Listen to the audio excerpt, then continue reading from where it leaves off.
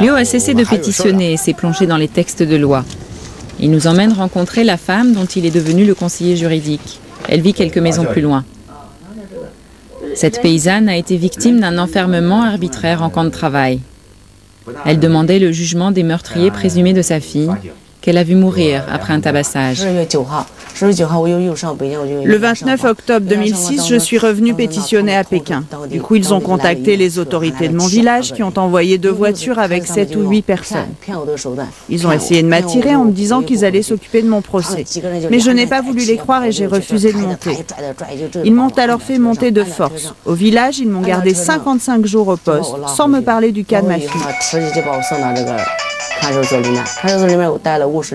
Puis j'ai été envoyée en camp. Liu conseille à la paysanne de dénoncer son enfermement en camp, où elle a passé plus d'1 an.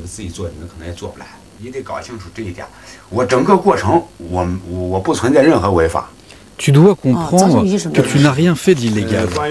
Les règles d'application des peines à la rééducation par le travail ne précisent pas qu'elles peuvent viser un pétitionnaire. La rééducation par le travail, c'est pour les voyous, les voleurs, les prostituées ou les drogués, mais pas pour les pétitionnaires.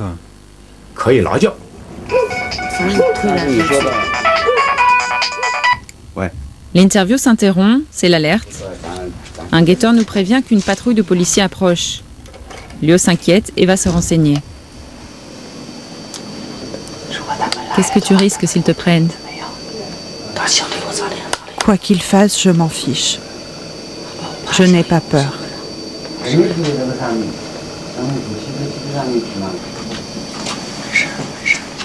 C'est rien.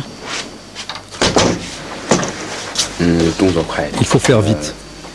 Ils étaient 8 ou 9, ils sont passés derrière le mur, mais ils sont partis dans une autre direction. Nous décidons de quitter le village. La tension est montée d'un cran. Dans quelques jours, c'est l'ouverture de l'Assemblée nationale populaire. La veille, un journaliste américain s'est fait arrêter en venant rencontrer un autre groupe. Jusqu'où les journalistes étrangers peuvent-ils enquêter sur le sujet ? Est-il possible de pousser la porte d'un de ces bureaux de pétition et de rencontrer les autorités ?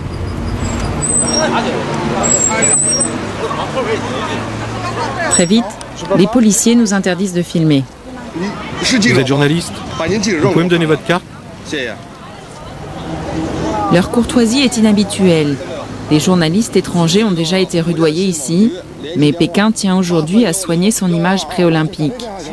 Très vite, il nous trouve un numéro de téléphone. Pendant ce temps, un pétitionnaire est vertement éloigné.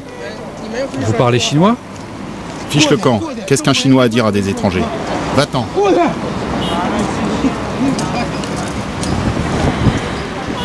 Les policiers nous présentent un responsable qui sort déjeuner.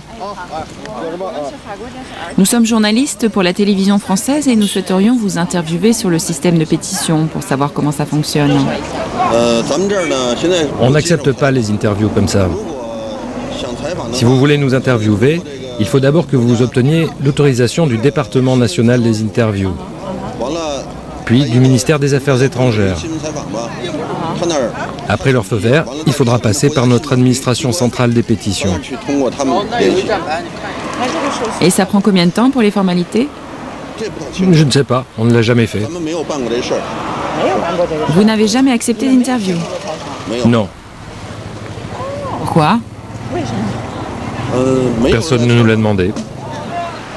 Des formalités incertaines qui prendraient des semaines.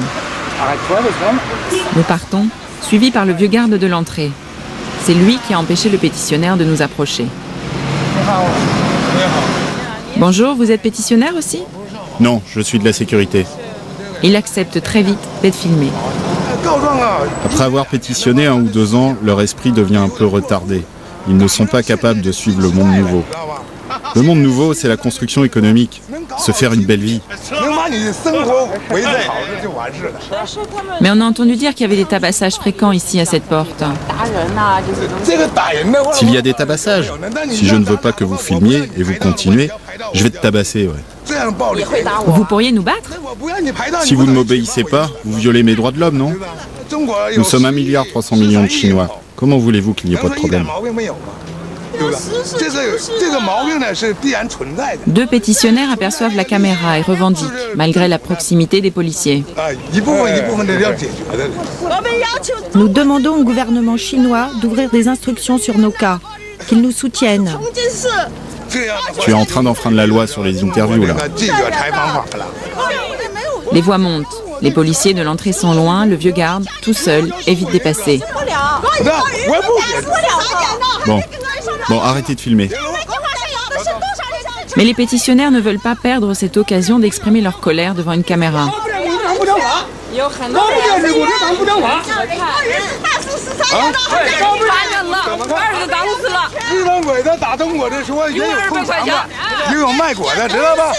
Une manifestation spontanée s'improvise.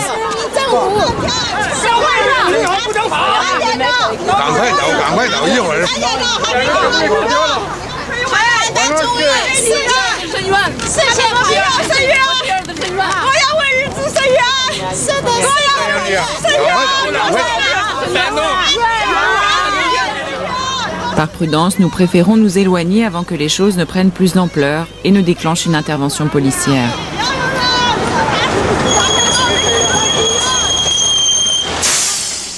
Avec le temps, la colère des pétitionnaires s'est organisée. Il y a 3 ans, j'ai rencontré Liotier, qui est devenu un symbole. Son sourire ressemble à un défi. Elle n'a plus peur. Pour ses compagnons d'infortune, elle est une véritable légende.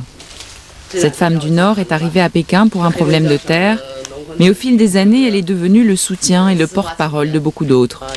Un jour, à l'abri des regards, elle veut me parler de la pétition collective qu'elle prépare. Elle exige du gouvernement chinois le respect des lois. Elle sait qu'elle prend des risques. J'ai laissé mes coordonnées en tant que porte-parole. Il y a mon nom et mon numéro de téléphone.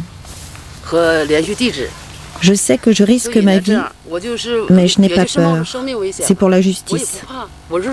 Si tout le monde arrivait à obtenir justice grâce à ça, ça vaut le coup. À chaque époque, il faut des gens qui se sacrifient pour faire avancer la justice. La victoire ne vient pas sans sacrifice. 3 ans plus tard, impossible de retrouver Liotier. C'est son fils qui nous accueille. Sa mère a été envoyée pour 18 mois en camp de rééducation par le travail à la frontière de la Sibérie. Liotier a été victime du système qu'elle dénonçait. Celui qui permet d'envoyer sans jugement une personne en camp pour une durée de 2 ans. Elle avait réuni 12 000 signatures. Les pétitionnaires ont tous eu à subir ces persécutions. Et elle a trouvé beaucoup de monde pour signer une lettre collective pour le 17e congrès. Après son arrestation, elle a été envoyée en camp de rééducation par le travail, sous prétexte de perturber l'ordre social.